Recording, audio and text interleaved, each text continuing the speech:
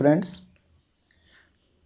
हम लोग अपने पिछले वीडियो में सोशियो रिलीजियस रिफॉर्म कर रहे थे, जिसमें हम लोगों ने बाल शास्त्री अम्बेडकर साहब जी तक कर लिया था। आज हमें गोपाल हरि देशमुख जी से आगे करना है। ठीक है, तो हम स्टार्ट करते हैं। गोपाल हरि देशमुख, इन्हें लोहितवडी भी बोला जाता है। पहले तो इनका एक टाइटल था लोकाहितवदी। ठीक है, LOKA, लोकाहितवडी। ये गोपाल हरि देशमुख जी को ही बोला जाता है। कभी कभी क्वेश्चन में आ जाता है कि who among the following is also known as Lokhitwadi, तो वो गोपाल हरि देशमुख जी। इनका टाइम पीरियड 1823 से 1892। कहाँ के थे? महाराष्ट्र के थे। हिंदू और ऑर्थोडॉक्सी के अगेंस्ट थे, कास्ट सिस्टम के अगेंस्ट थे। He believe in rational modern and secular principle.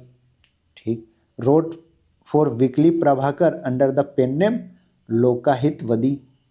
ठीक, वीकली प्रभाकर ये लिखते थे, साप्ताहिक आता था तो इसी नाम से आता था, Lokhitwadi. He also started a weekly magazine Hitechhu. Help in founding periodicals like Gyan Prakash, Indu Prakash, लोकाहितवदी। ठीक, if religion does not sanction social reform then change the religion। Gopal Hari Deshmukh जी बोलते हैं कि अगर आपका धर्म आपको सोशल रिफॉर्म लाने के लिए प्रेरित नहीं कर रहा है, ठीक, तो आप उस धर्म को बदल दीजिए। If religion does not sanction social reform, अगर आपका रिलीजन सोशल रिफॉर्म लेके नहीं आ रहा है, आपको वो करने के लिए प्रेरित नहीं कर रहा है, तो आप अपना रिलीजन बदल दो। तो गोपाल हरि देशमुख जी ने जी में अभी तक हम लोगों ने क्या देख लिया कि ये लोकाहितवदी के नाम से भी जाना जाते हैं। महाराष्ट्र वाले एरिया में थे ये। ठीक, वेरी इंपॉर्टेंट, लोकाहितवदी वीकली कौन लेके आता था? तो गोपाल हरि देशमुख लेके आते थे। हितेचु कौन लेके आता था? तो गोपाल हरि देशमुख ही लेके आते थे। ज्ञान प्रकाश, इंदु प्रकाश, लोकाहितवदी, तीनों को आने में ये हेल्प किए थे। तीनों पीरियडिकल्स में इनका योगदान था। सोम प्रकाश हम लोग पीछे किए हैं। सोम प्रकाश ये लिखे हैं ईश्वर चंद्र विद्यासागर जी। ठीक है, इंदु प्रकाश, ज्ञान प्रकाश, ये सब से कंफ्यूज नहीं करना है। इंदु प्रकाश, ज्ञान प्रकाश से गोपाल हरि देशमुख जी रिलेटेड हैं। सोम प्रकाश से ईश्वरचंद विद्यासागर जी रिलेटेड है। अगर आपका धर्म आपको प्रेरित नहीं कर रहा है सोशल रिफॉर्म लाने के लिए, तो उस धर्म को आप बदल दो। हितेचु ध्यान रखना है, लोकाहितवदी ध्यान रखना है। हितेचु कौन? गोपाल हरि देशमुख। लोकाहितवदी गोपाल हरि देशमुख। इंदु प्रकाश, ज्ञान प्रकाश, गोपाल हरि देशमुख। सोम प्रकाश, ईश्वरचंद विद्यासागर। गोपाल कृष्ण गोखले साहब के बारे में 1866 से 1915 तक इनका टाइमलाइन है। काफ़ी लिबरल लीडर थे, INC में भी थे, INC के प्रेसिडेंट भी बने थे। सर्वेंट्स ऑफ इंडिया सोसाइटी 1905 में इन्होंने बनाया था। Very important, servants of India society 1905 में बनाया था Gopal Krishna Gokhale. With the help of MG Ranade की मदद से इन्होंने सर्वेंट्स ऑफ इंडिया सोसाइटी 1905 बनाया था।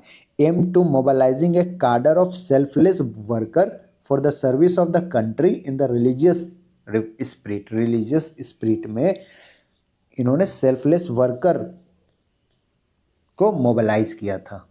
ठीक, उनका कार्डर बनाया था, उनका ग्रुप बनाया था कि कुछ सेल्फलेस वर्कर थे जो कंट्री को सर्व करेंगे ऑन रिलीजियस स्पिरिट।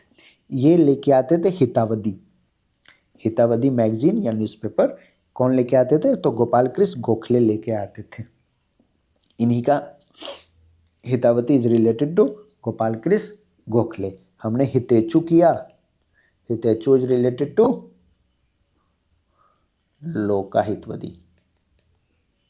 ठीक है, Gopal Hari Deshmukh. But Hitavati is related to Gopal Krishna Gokhale. Servants of India society भी गोपाल कृष्ण गोखले ही बनाते हैं। इंडियन नेशनल कांग्रेस के प्रेसिडेंट भी रह चुके। ज्योतिबा फुले जी के बारे में, BR अम्बेडकर साहब के गुरु थे Jyotiba Phule. Born to Mali community in Maharashtra, Maharashtra में एक माली कम्युनिटी में इनका जन्म हुआ। Fought against upper caste and brahmanical dominance, upper caste से फाउट किए, ब्राह्मणिकल डोमिनेंस के अगेंस्ट थे, कास्ट सिस्टम के अगेंस्ट थे, सोशियो इकोनॉमिक इनइक्वालिटीज जो था, सोशियो इकोनॉमिक इनइक्वालिटीज के अगेंस्ट थे। ही फाउंडेड सत्यशोधक समाज इन 1873, सत्यशोधक समाज ज्योतिबा फुले ने फाउंड किया था। क्यों? To promote social service and education among the lower caste and women, women में, लोअर कास्ट और वुमेन में सत्यशोधक समाज क्या सोशल सर्विस और एजुकेशन लेके आए, को प्रमोट करते थे। ज्योतिबा फुले सत्यशोधक समाज के थ्रू वुमेन और लोअर कास्ट के लोगों में एजुकेशन को प्रमोट करते थे और सोशल सर्विस को। ठीक है, इनका सत्यशोधक समाज का मेन एम क्या था अगर आया तो ये है uplift backward class, backward class जो थे, जो लोअर कास्ट के लोग हैं उनको अपलिफ्ट करना।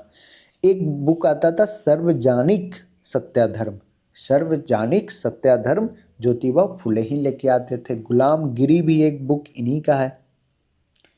ही fought for the cause of widow remarriage, widow remarriage के लिए काफ़ी इन्होंने फाउट किया। And opened a home for widow in 1854, widow के लिए एक घर भी इन्होंने बनाया 1854 में। Give the title Mahatma for his social service work, इनको महात्मा का टाइटल दिया गया। होम ऑफ विडोज, ये जो है ना होम फॉर विडोज 1854 में ज्योतिबा फुले ने ही ओपन किया है। गर्ल्स स्कूल, वह अपनी वाइफ सावित्रीबाई फुले की मदद से गर्ल्स स्कूल इन्होंने पुणे में स्टार्ट किया था। ठीक है, तो ज्योतिबा फुले के बारे में माली कम्युनिटी से थे, अपर कास्ट के अगेंस्ट थे, ब्राह्मणिकल डोमिनेंस के अगेंस्ट थे, कास्ट सिस्टम के अगेंस्ट थे, सोशियो इकोनॉमिक इनइक्वालिटीज के अगेंस्ट थे। सत्यशोधक समाज 1873 में इन्होंने फाउंड किया। सत्यशोधक समाज का क्या काम था कि जो बैकवर्ड लोग हैं, ठीक, जो लोअर कास्ट के लोग हैं और जो वुमेन हैं उनमें एजुकेशन को प्रमोट किया जाए। सार्वजनिक सत्याधर्म और गुलामगिरी, दो बुक है इनका, सार्वजनिक सत्याधर्म और गुलामगिरी। सार्वजनिक सत्याधर्म किसका है तो ज्योतिबा फुले जी का है, गुलामगिरी भी ज्योतिबा फुले का ही बुक था। उसके बाद 1854 में इन्होंने विडोज़ के लिए एक घर बनाया। फिर गर्ल्स एजुकेशन इन्होंने पुणे में स्टार्ट किया। महात्मा का टाइटल इन्हें दिया गया फॉर सोशल वर्क। तो यहाँ हम लोगों ने दो बुक देखा, सार्वजनिक सत्याधर्म और गुलामगिरी। तो यहाँ से क्वेश्चन बनेगा सत्यशोधक समाज किसने बनाया तो ज्योतिबा फुले ने 1873 में बनाया। क्वेश्चन बनेगा सार्वजनिक सत्याधर्म कौन लिखते थे तो ज्योतिबा फुले। क्वेश्चन आएगा गुलामगिरी कौन लिखते थे तो ये भी ज्योतिबा फुले। सत्यशोधक समाज का एम क्या था, बैकवर्ड क्लास को अपलिफ्ट करना। उसके बाद ज्योतिबा फुले अंबेडकर साहब के गुरु माने जाते हैं। He inspired from right of man by Thomas Paine, Thomas Paine का एक बुक है राइट्स ऑफ मैन, इससे काफ़ी इंस्पायर्ड हुए थे ज्योतिबा फुले। तो ज्योतिबा फुले ऐसा बोला जाता है कि थॉमस पेन से काफ़ी इंस्पायर्ड थे, इनका जो बुक था राइट्स ऑफ मैन उससे काफ़ी इंस्पायर्ड थे ये। तो अभी तक servants of India society Gopal Krishna Gokhale, Hitavadi Gopal Krishna Gokhale, हितेचू गोपाल हरि देशमुख। ठीक है, आगे चलते हैं। गोपाल गणेश अगरकर, विडो के लिए घर बनाए थे ब्रो। गोपाल गणेश अगरकर महाराष्ट्र से कम आते थे। Human reason, he favoured human reason and disregarded the false glorification of the past, अपने पास्ट का जो फॉल्स ग्लोरिफिकेशन किया जाता है, ठीक है, उसको उसके अगेंस्ट थी। को founder of new English school, ठीक, डेक्कन एजुकेशन सोसाइटी से बिलोंग करते थे Gopal Ganesh Agarkar. And Fergusson college से भी इनका ताल्लुक था।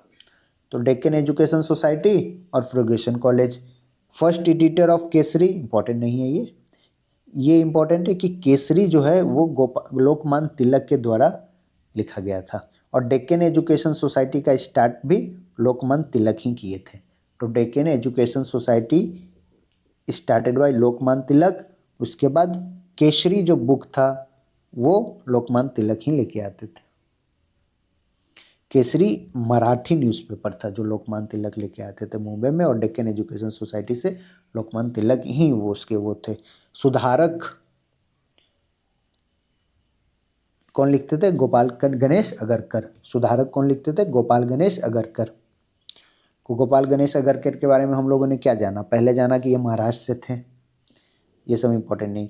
फॉल्स ग्लोरिफिकेशन ऑफ पास्ट, ये कहीं नहीं है, इसलिए ह्यूमन रीजन सब जगह है, वुमेन एजुकेशन सब जगह है, विडो वाला सब जगह है, रीमैरिज विडो रीमैरिज वाला सब जगह है, लेकिन फॉल्स ग्लोरिफिकेशन ऑफ पास्ट सिर्फ हम गोपाल गणेश अगरकर जी के ही अंडर पढ़ते हैं कि अपने पास को ग्लोरीफाई करके उसको वो करना, ये गोपाल गणेश अगरकर इसके अगेंस्ट थे। फिर डेक्कन एजुकेशन सोसाइटी के बारे में जाने तो Deccan education society Lokmanya Tilak start किए थे। एक केसरी बुक था, वो भी लोकमान्य तिलक ही स्टार्ट किए थे। सुधारक लेके आते थे गोपाल गणेश अगरकर, सुधारक लेके आते थे गोपाल गणेश अगरकर। हितेशु कौन लेके आते थे, ये लेके आते गोपाल हरि देशमुख, हितेशु, ठीक। और एक परा हितावदी,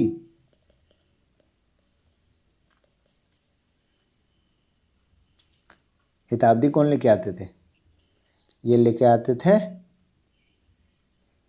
जिक्के जी गोखले, हितावदी लेके आते थे गोखले, गोपाल कृष्ण गोखले, हितेशु, हितावदी, और एक है सुधारक, ये है गोपाल गणेश अगरकर जी।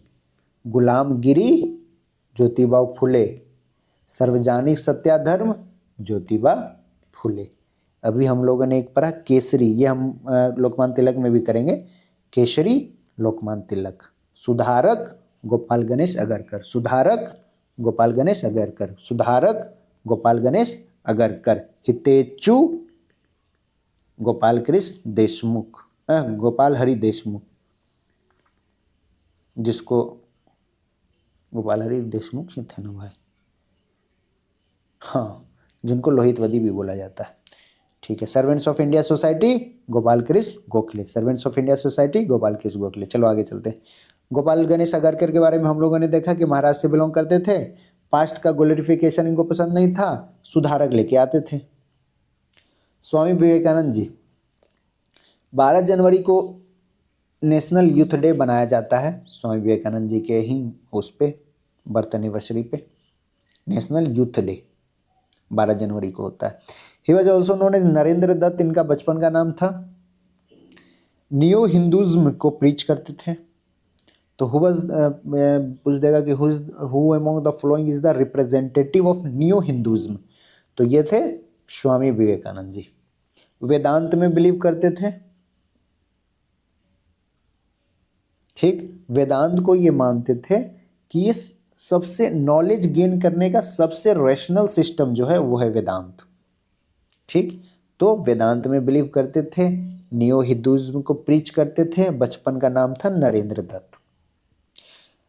रामकृष्ण परमहंस जी से काफ़ी इंस्पायर्ड थे, बुद्धा से इंस्पायर्ड थे, जेसस से इंस्पायर्ड थे, गीता और उपनिषद के टीचिंग से इंस्पायर्ड थे।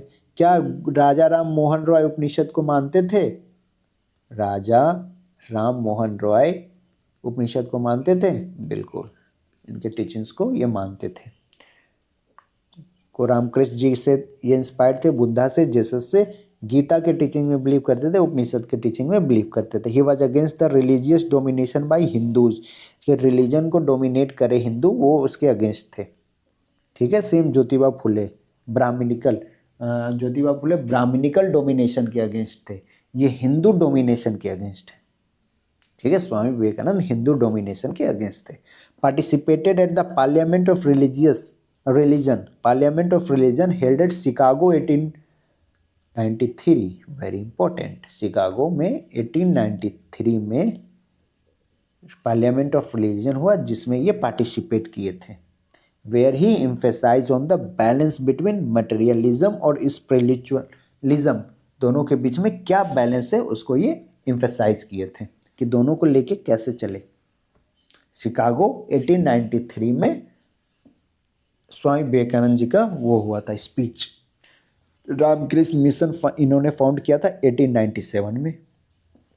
क्यों?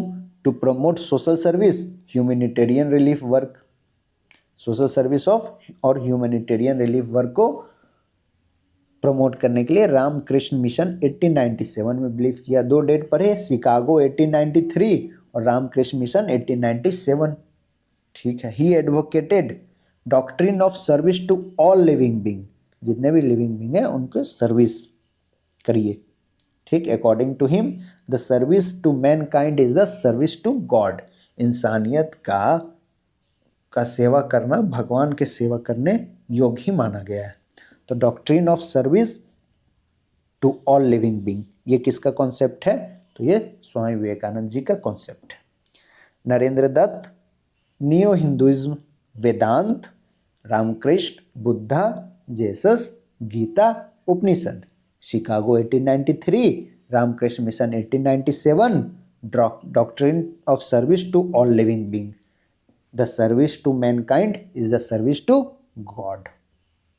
चलो, स्वामी विवेकानंद हो गया। आगे चलते हैं, दयानंद सरस्वती जी 1824 से 1883 तक ये थे।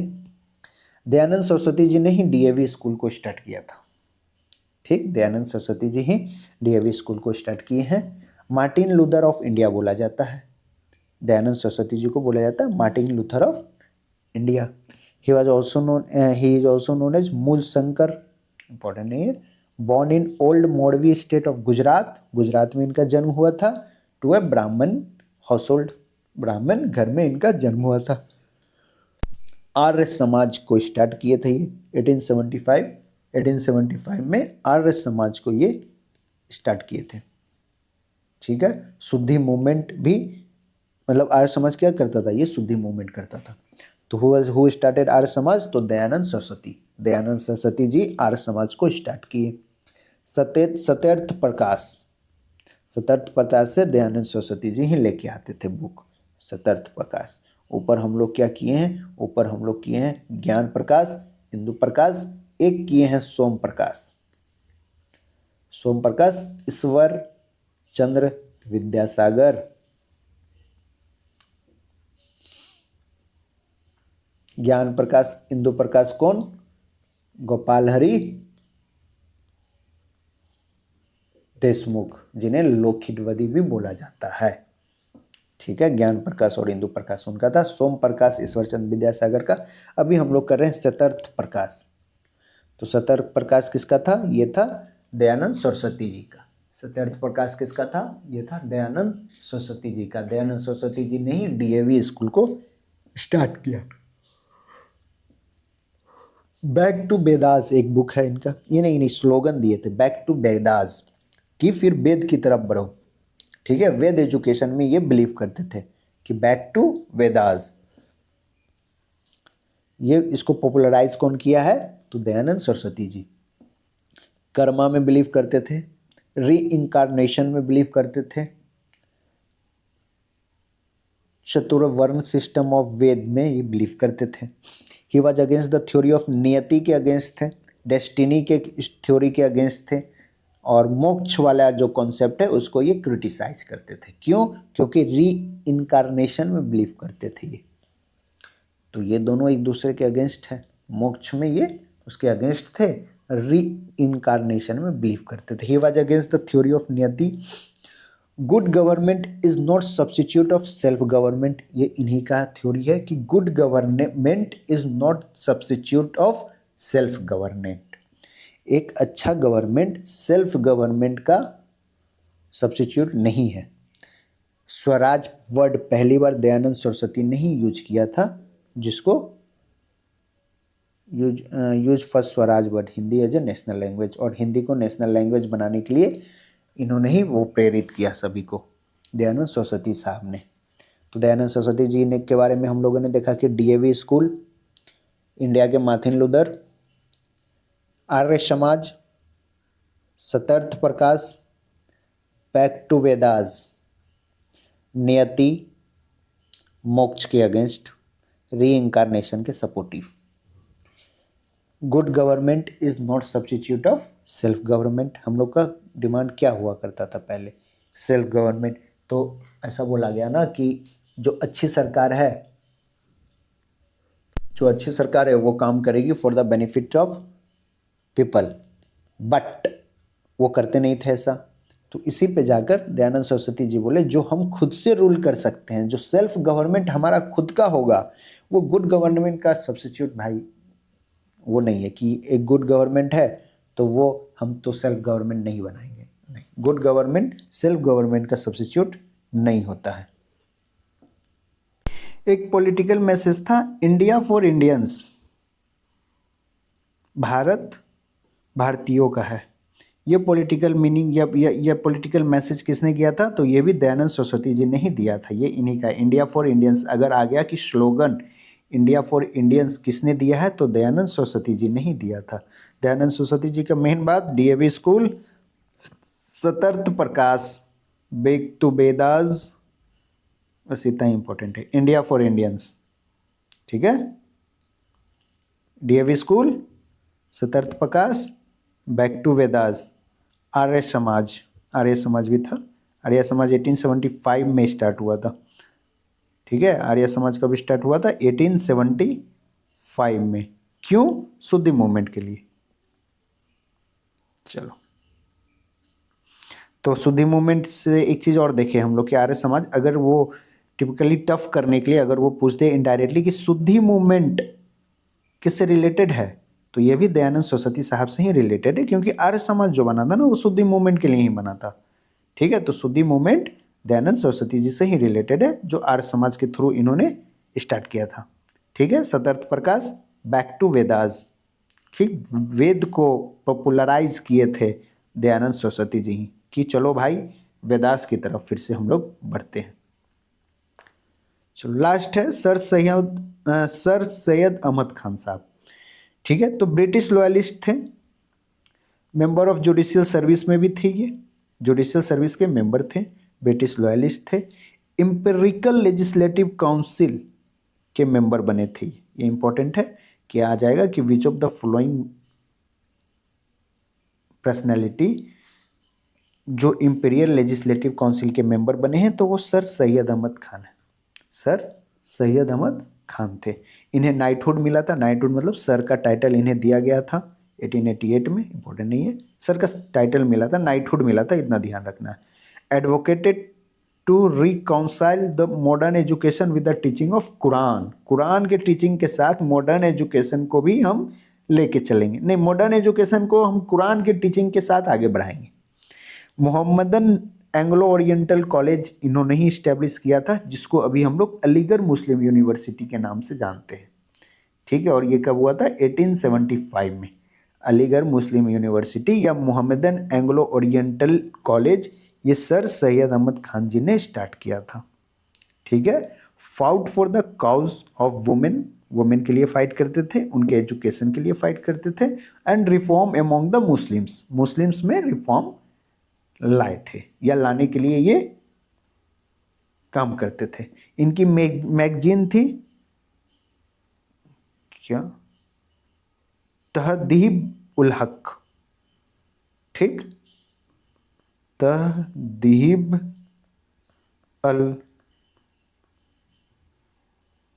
अखलाक,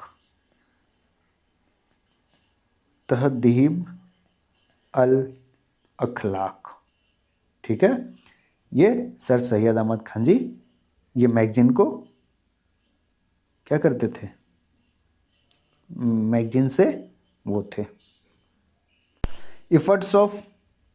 efforts to improve the condition of women, women के कंडीशन सुधारने के लिए काफ़ी सारा इफर्ट्स हुआ, उसको हम देख लेते हैं कैसे कैसे वुमेन के कंडीशन का को अच्छा बनाने के लिए, उसको और बेहतर बनाने के लिए कैसे कैसे लोगों ने फाइट किया। पहले Karsan Das Mulji, Satyarth Prakash 1852 for widow re marriage. Satyarth Prakash पीछे हम लोग देखे हैं किस पर्सनालिटी से ये जुड़ा हुआ था सतर्थ प्रकाश, तो सतर्थ प्रकाश था दयानंद सरस्वती जी से, तो विडोरी मैरिज के ऊपर सतर्थ प्रकाश विडोरी मैरिज के लिए जाना जाता था। चलो, Ishwar Chandra Vidyasagar, Hindu women remarriage act, Hindu women remarriage act 1856 से रिलेटेड थे, इन्हीं के इफर्ट से हिंदू वुमेन रीमैरिज एक्ट 1856 आया। ठीक है, उसके बाद विष्णु शास्त्री पंडित जी विडो रीमैरिज एसोसिएशन बनाए। अभी हम लोग देखते हैं कि विडो रीमैरिज के लिए कैसे कैसे काम हुआ। डी के खारवे जी ये विडोज़ होम पूना में विडोज़ के लिए एक विडोज़ होम करके इंस्टीट्यूशन बनाया। और डीके खारवे जी विडो से ही मैरी किए थे, मतलब इनकी शादी विडो से ही हुआ था।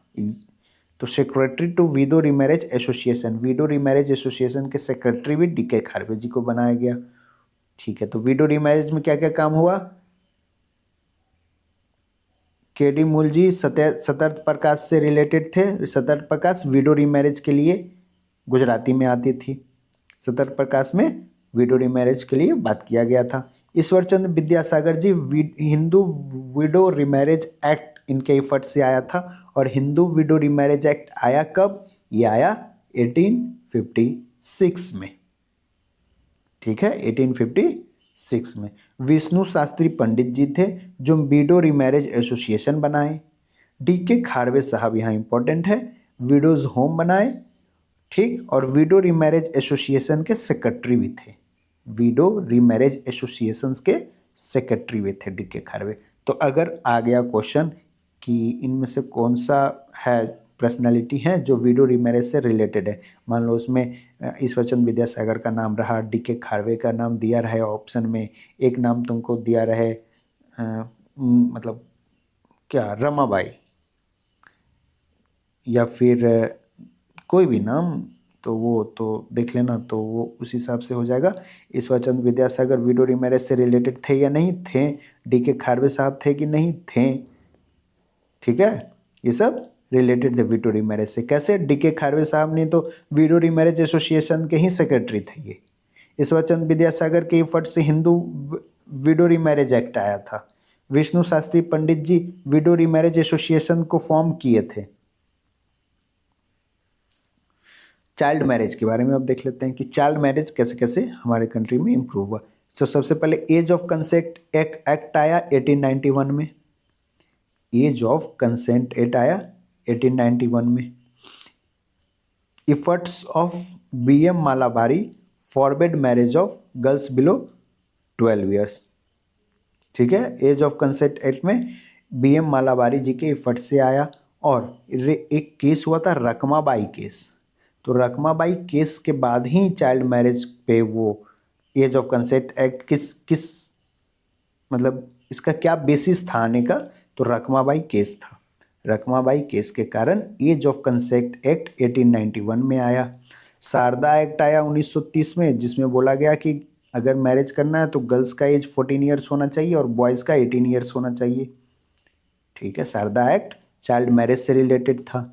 फिर child marriage restraint amendment act आया, जिसमें बोला गया कि गर्ल्स की एज इंक्रीज करके 18 कर दिया गया और बॉयज़ का 21 कर दिया गया। ठीक है, अब फीमेल जुवेनाइल सोसाइटी 1819 में क्रिश्चियन मिशनरीज ने मिलकर बनाया फीमेल जुवेनाइल सोसाइटी। ठीक, नेटिव मैरिज एक्ट आया 1872 में, जिसमें चाइल्ड मैरिज को बिल्कुल प्रोहिबिट कर दिया गया। तो अगर क्वेश्चन आएगा कि चाइल्ड मैरिज एक्ट कब प्रोहिबिट हुआ, तो नेटिव मैरिज एक्ट 1872 से चाइल्ड मैरिज प्रोहिबिट किया गया। शारदा एक्ट में लड़कियों की एज 14 ईयर्स और लड़कों की एज 18 ईयर्स होना चाहिए। फिर इसे चाइल्ड मैरिज रिस्ट्रेंट अमेंडमेंट में इंक्रीज करके 18 साल और बॉयज़ में 21 साल कर दिया। क्वेश्चन आएगा शारदा एक्ट आया कब था? तो 1930 में आया था। शारदा एक्ट किस चीज़ से रिलेटेड है? तो चाइल्ड मैरिज से रिलेटेड है। एज ऑफ कंसेंट एक्ट कब आया था? 1891 में आया था। एज ऑफ कंसेंट एक्ट 1891, जिसमें रकमाबाई केस का को बेसिस मानकर एज ऑफ कंसेंट एक्ट 1891 में लाया गया। शारदा एक्ट 1930 में। चाइल्ड मैरिज रिस्ट्रेंट अमेंडमेंट 1978 में 18 साल लड़कियों के लिए, 21 साल लड़कों का उम्र। और नेटिव मैरिज एक्ट आया 1872 से। एक बार और देख लेते हैं child marriage. Age of consent act आया 1891, रकमाबाई केस से रिलेटेड था। शारदा एक्ट आया 1930। शारदा एक्ट में लड़कियों का एज 14, लड़कों का 18। इसको बाद में चाइल्ड मैरिज रिस्ट्रेंट अमेंडमेंट में इंक्रीज कर दिया गया। नेटिव मैरिज एक्ट 1872 में आया, जो चाइल्ड मैरिज को प्रोहिबिट कर दिया। विडो रीमैरिज कर ली हम लोग। Satyarth Prakash, Hindu widows remarriage act 1856 Vidyasagar ji के एफर्ट से आया। ठीक है, विडोज होम डीके खारवे ने बनाया, एक विडो से शादी किए थे डीके खारवे जी, और विडो रीमैरिज एसोसिएशन के सेक्रेटरी भी बने। एजुकेशन में कौन कौन काम, वुमेन के एजुकेशन के लिए किस किस लोगों ने एफर्ट्स किया, तो बैथून स्कूल, जेडीई बैथून बनाए थे। तो बैथून स्कूल में एक चीज़ और हम लोग देखे थे, ये फीमेल के लिए ही था, ठीक है, फीमेल एजुकेशन के लिए बैथून स्कूल था, जिसके सेक्रेटरी ईश्वर चंद्र विद्यासागर जी बने थे। ईश्वर चंद्र विद्यासागर ने में हम लोगों ने ये देखा है, देखो कि Ishwar Chandra Vidyasagar appointed as the secretary of Bethune college, और बैथून कॉलेज फीमेल स्कूल था, ठीक है, फीमेल स्कूल था Bethune college. Women medical service trained nurses and midwives, medical service जिसमें नर्सेस और मिडवाइफ्स को ट्रेनिंग दिया गया। Indian women university 1916, Indian women's university 1916 DK Karve ji के इफर्ट से ये खुला था, Indian women university. Women education के लिए डीके खारवे जी काफ़ी काम किए थे, और डीके खारवे जी वुमेन रीमैरिज के लिए भी काम कर रहे हैं। हाँ, डीके खारवे देख रहे हो, विडो रीमैरिज के लिए भी काम कर रहे हैं, और वुमेन एजुकेशन के लिए भी। तो वुमेन से रिलेटेड, वुमेन को अपलिफ्ट करने में डीके खारवे जी का काफ़ी इफर्ट्स है, ठीक है। उसके बाद एक कॉलेज बना lady Hardinge medical college Delhi में, lady Hardinge medical college Delhi में बना। उसके बाद वुमेन के लिए कुछ ऑर्गेनाइजेशन बनी, जैसे लेडीज सोशल कॉन्फ्रेंस, भारत महिला परिषद, ये कब बना, बॉम्बे में। भारत स्ट्रेस महामंडल, इलाहाबाद में, Sarla Devi Chaudhurani, first major organisation by women, एक वुमेन के द्वारा मेजर ऑर्गेनाइजेशन जब सेटअप किया गया तो पहला वैसा था भारत स्ट्रेस महामंडल। भारत स्ट्रेस महामंडल पहला ऑर्गेनाइजेशन बना मेजर लेवल पे जो किसी वुमेन के द्वारा फाउंड किया गया था। Ramabai Ranade establish branch of Arya Mahila Samaj, ठीक, आर्य महिला समाज किसने स्टार्ट किया, रमाबाई रानाडे ने। कहा, मुंबई में। इससे इफर्ट्स करके वुमेन के लिए अलग सिलेबस चेंज कर दिया गया है। तो बस नाम ध्यान में रखना है कि रमाबाई रानाडे वुमेन एजुकेशन के लिए जानी जाती है। National council of women by Mehribai Tata, all India women conference 1927 में हुआ, मार्गरेट कजन्स ने करवाया था। फर्स्ट कॉन्फ्रेंस बार हेल्ड एट फर्गूसन कॉलेज में पहली बार हुआ था। तो यहाँ से अपने तो ध्यान रखना, भारत स्ट्रेस महामंडल ये पहला वो है ऑर्गेनाइजेशन जो वुमेन के द्वारा सेटअप किया गया। रमाबाई रानाडे जो है वो भी वुमेन के एजुकेशन से रिलेटेड काम कर रही थी, वुमेन के और वुमेन को अपलिफ्ट करने के लिए। नेटिव मैरिज एक्ट हम लोगों ने कर लिया। अब रिफॉर्मिज्म और रिवाइवलिज्म में क्या डिफरेंस है, ये यहाँ से हम लोग अपने नेक्स्ट वीडियो में करेंगे, ठीक है।